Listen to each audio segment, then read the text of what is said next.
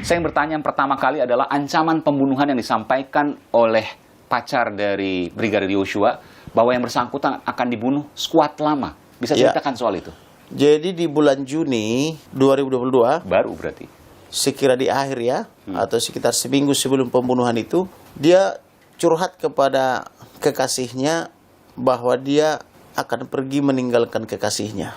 Awalnya kekasihnya ini mengira bercanda, tetapi karena dia nangis-nangis menyampaikannya, bahkan dia sudah pamitan, memohon maaf atas segala kekilapan atau dosa yang dia perbuat, kemudian berpesan supaya mencari laki-laki sebagai pengganti dia, maka kekasihnya itu bilang, yang sakitnya kau bang, kan gitu. Dikiranya Brigadir Joshua ini sakit. Nah, lalu dia bilang bukan, tidak sakit, kan gitu. Nah, kemudian setelah dijelaskan bahwa dia diancam akan dibunuh oleh skuad-skuad lama ini, yang bertanya awal itu adalah kekasihnya, skuad lama atau skuad baru. Di antara mereka ini sudah paham yang mana itu skuad lama, yang mana skuad baru. Maksudnya apa skuad lama, skuad baru? Ajudan itu. Oh, sesama ajudan? Salah apa dia sehingga dia mau diancam dibunuh oleh sesama karena ajudan? Dia berprestasi dan disayang oleh komandan Irjen Sambo? Iya, termasuk oleh bapak dan ibu. Mana buktinya dia disayang? Pada tanggal 1 Juli 2022, Ibu Putri memanggil adiknya. Adiknya ini kan polisi juga. Iya.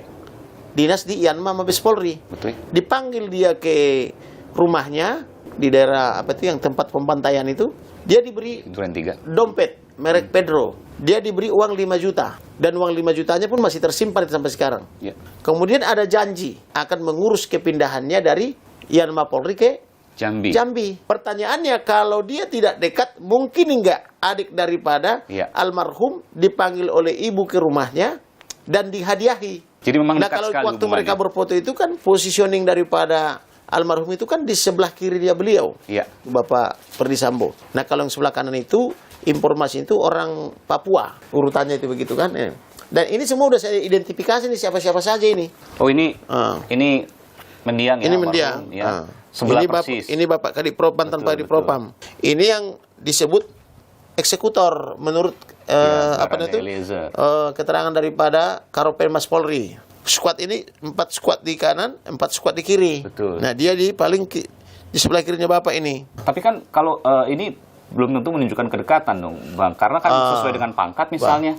Yang paling dekat, yang paling tinggi. Ini sudah saya identifikasi semua pangkat-pangkatnya. Berikut nama-namanya. Ada yang Bribka, ada yang Brigpol. Bribka lebih tinggi dari brigadir. Betul. Tapi kan yang Bribka tidak di sebelahnya kan. Nah, tidak berdasarkan kepangkatan. Ya. Tapi ini punya konsekuensi hukum juga loh, Bang. Karena kan ini menuduh yang lain. Ya, memang betul. Karena ada faktanya. Oh, Abang punya semua itu? Ada dong. Bahwa ini menyebutkan ajudan dan sebagainya. Dan disebutkan oleh Yosua? Ada di sini semua, nanti saya tunjukkan. Boleh Abang tunjukkan sedikit? Baik. Ada percakapannya di situ. Oh, ini lengkap juga di. Siang malam saya bekerja untuk mendapatkan itu. Nah, ini dia waktu dia curhat dan menangis ini. Ini satu bendel nih. Ini yang Juni ya, Bang ya? 21 Juni. Iya, yang dia menangis itu. Oke, udah banyak juga foto-foto ternyata. Iya. Saya perlihatkan fotonya saja, Bang. Oke, iya. Ini, saudara. Dia ini pria, anggota Brimob, polisi. Menangis seperti ini. Kira-kira ada apa? Ini sampai kekasihnya juga menangis juga mendengarkan curahan hatinya. Pengancaman ini berlanjut lagi ke tanggal 7 Juli 2022. Dia dibantai 8 Juli. Oh, jadi yang foto ini ancaman dibunuh. Ini Juni akhir. Berulang lagi. 7 Juli dia menyampaikan lagi ke pacarnya, ke Vera Simanjuntak bahwa akan dibunuh. Akan dibunuh dia. Artinya 1 hari sebelum dia meninggal. Posisi dia waktu itu di Magelang. Bisa ini lagi informasi baru nih, saudara, karena 7 Juli belum pernah disampaikan sebelumnya nih, Bang. Baik. Apabila naik ke atas, dia akan dibunuh atau dibantai. Maksudnya ke atas? Inilah yang saya kasih kepada jenderal itu dari Baris Krim Polri. Tolong telusuri apa makna daripada di atas ini. Masih misteri. Apakah naik dari lantai 1 ke lantai 2 kah maksudnya? Ataukah ada isu yang lagi berkembang kah? Atau apa kan gitu. Nah, besoknya pagi-pagi dia masih mengomentari WhatsApp-nya keluarga. Keluarganya dari Jambi sedang ziarah ke Baligi, Sumatera Utara. Ayahnya, ibunya, kakaknya, adiknya. Tiap kali dipotret kampung halamannya, masuk dalam WhatsApp grup, fotonya dikomentari sama almarhum. Komunikasinya itu sangat interaktif sampai dengan jam 10.58. Setelah jam 10-an ini dia izin bergeser ke Jakarta mengawal ibu dan rombongannya. Nah, dia bilang perkiraan sampai 7 jam. Kalau perkiraannya 7 jam di jalan, berarti dia nyampe di Jakarta itu harusnya jam 5 jam 18 atau jam 17 jam 18. Akan tetapi jam 16 saya temukan fakta ada 23 miss call Dari? almarhum ke pacar, tak terjawab. Iya. Tapi menurut daripada kekasihnya ini masuk secara tidak berurutan. Maksudnya gimana jadi? Jadi contoh, kalau saya melakukan miss call kepada abang itu, Iya. harusnya misalnya jam 16, 16.05, 16.10, Iya. 16.20, itu kan berurutan. Iya. Kalau ini ada 16 misalnya, Iya. kemudian misalnya 16.40, habis itu misalnya 16.20, Oh, bolak-balik gitu ya? jik-jak dia gitu misalnya Oke. gitu. Ini tidak lazim. Oke. Berarti ada dugaan kita ini handphone sudah dikuasai pihak ketiga. Nah, ketika sampai di rumah, aku sudah sampai di rumah bang. Itu masih di-read, tapi tak terbalas. Sejak itu, apapun yang di WA-kan oleh sang kekasih ini, itu tidak lagi masuk, tapi sudah menjadi centang 1, bukan centang 2 lagi. Oke, centang birunya jam berapa itu? Kurang lebih 16.15 kalau nggak salah itu. 16-19. Padahal masih tertawa-tawa kalau menurut CCTV Komnas HAM. Tapi kan CCTV itu kan harus diuji apakah itu ori atau Iya.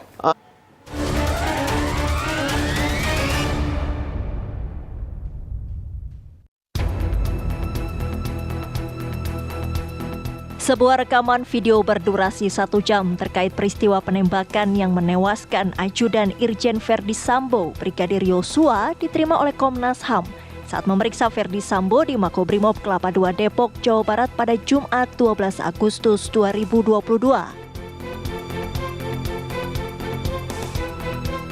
Dalam rekaman video disebutkan ada komunikasi antara Verdi Sambo dan sang istri Putri Chandrawati yang mempengaruhi penembakan terhadap Brigadir Yosua.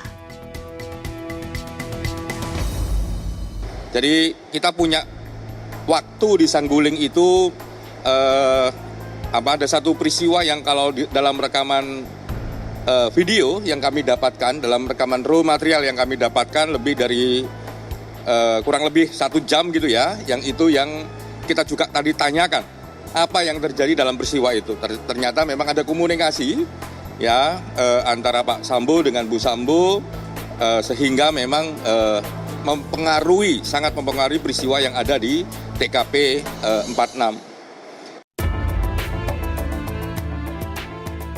Irjen Verdi Sambo pun telah mengakui bahwa dirinya adalah aktor utama di balik kasus pembunuhan terhadap ajudannya Brigadir Yosua.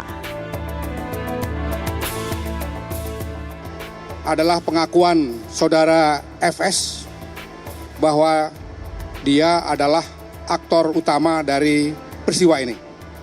Itu yang pertama tadi disampaikan. Yang kedua, dia mengakui bahwa sejak awal dialah yang melakukan langkah-langkah untuk merekayasa, mengubah, atau mendisinformasi beberapa hal sehingga pada tahap-tahap awal misalnya yang terbangun konstruksi ceritanya atau peristiwanya tembak-menembak, kan begitu. Tapi kemudian tadi diakuinya itu adalah hasil rancangan dia sendiri dan dia mengakui bahwa dia bersalah dalam tindakannya yang merekayasa itu. Sambo mengaku merencanakan pembunuhan kepada Brigadir Yosua karena almarhum disebut telah melakukan perbuatan yang dianggap mencoreng harkat dan martabat keluarganya. Rekaman CCTV dimulai dari kota Magelang, Jawa Tengah.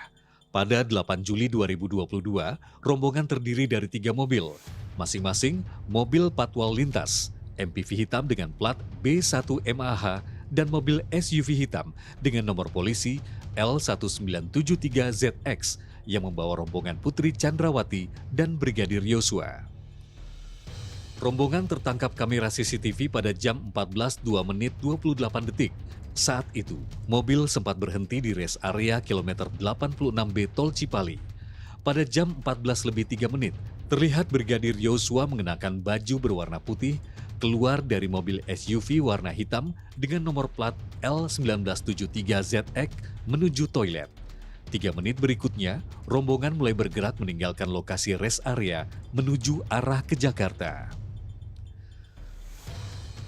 Saat masuk Jakarta, Iring-iringan kendaraan terekam CCTV saat melintas di JPO Mampang Perapatan dan Madrasah Saadatul Darain.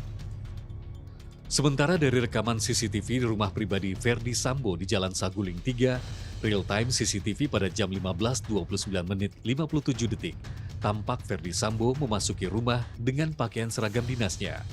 Dari CCTV di lokasi yang sama, pada jam 15.37 menit 38 detik, tampak anggota Nakes yang akan melakukan tes PCR masuk ke dalam rumah Verdi Sambo.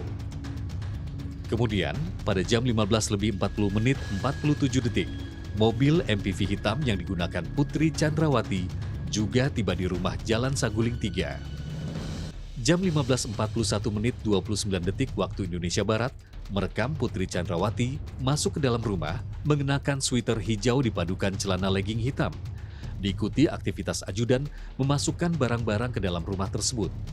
Brigadir Yosua Huta Barat yang memakai kaos putih dan celana jeans biru ikut masuk ke dalam rumah.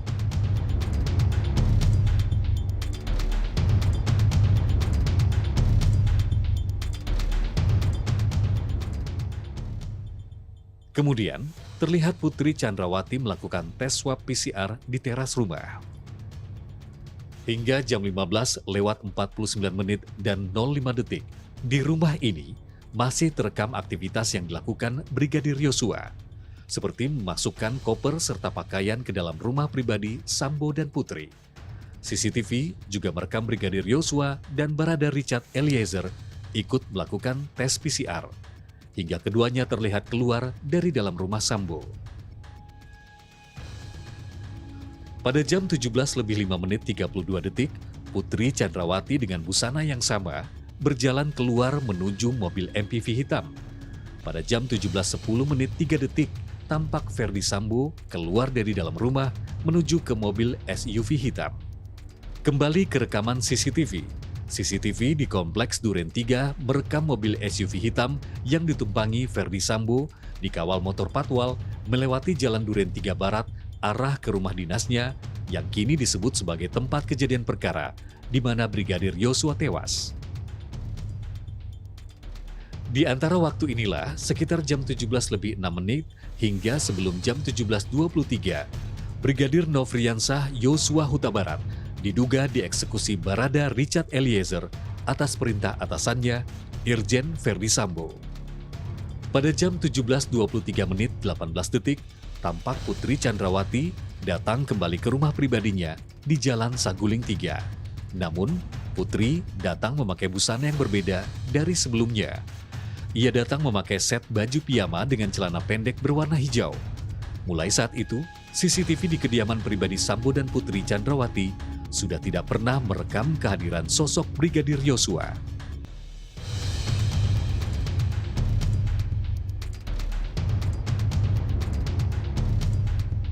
Pada jam 18:33 menit 36 detik, CCTV merekam mobil dinas Avanza Satreskrim Jakarta Selatan melintas di Jalan Duren 3 Utara 1 arah ke TKP.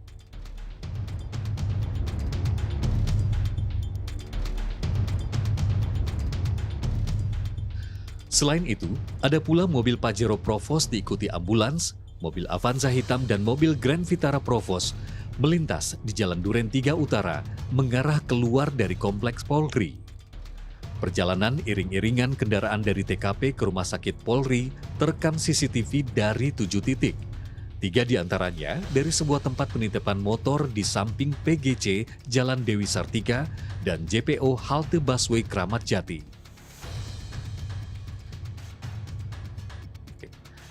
Real-time CCTV pada jam 20:16 menit 45 detik merekam rombongan mobil Pajero Provos, ambulans, mobil Avanza hitam, serta mobil Grand Vitara Provos mulai memasuki area Rumah Sakit Polri. Rombongan mobil yang salah satunya diduga membawa jasad Brigadir Nofriansah Huta Barat mulai masuk area parkir Rumah Sakit Polri Kramat Jati. Saat masih hidup, Brigadir Yosua hanya terekam berada di rumah pribadi Sambo dan Putri di Jalan Saguling 3. Tidak ada rekaman CCTV yang memperlihatkan aktivitas Brigadir Yosua, Verdi Sambo serta Putri Chandrawati pada 8 Juli 2022 di rumah dinas Verdi Sambo di Kompleks Polri Duren 3 tempat di mana Brigadir Nofriansah Yosua Huta Barat dinyatakan tewas.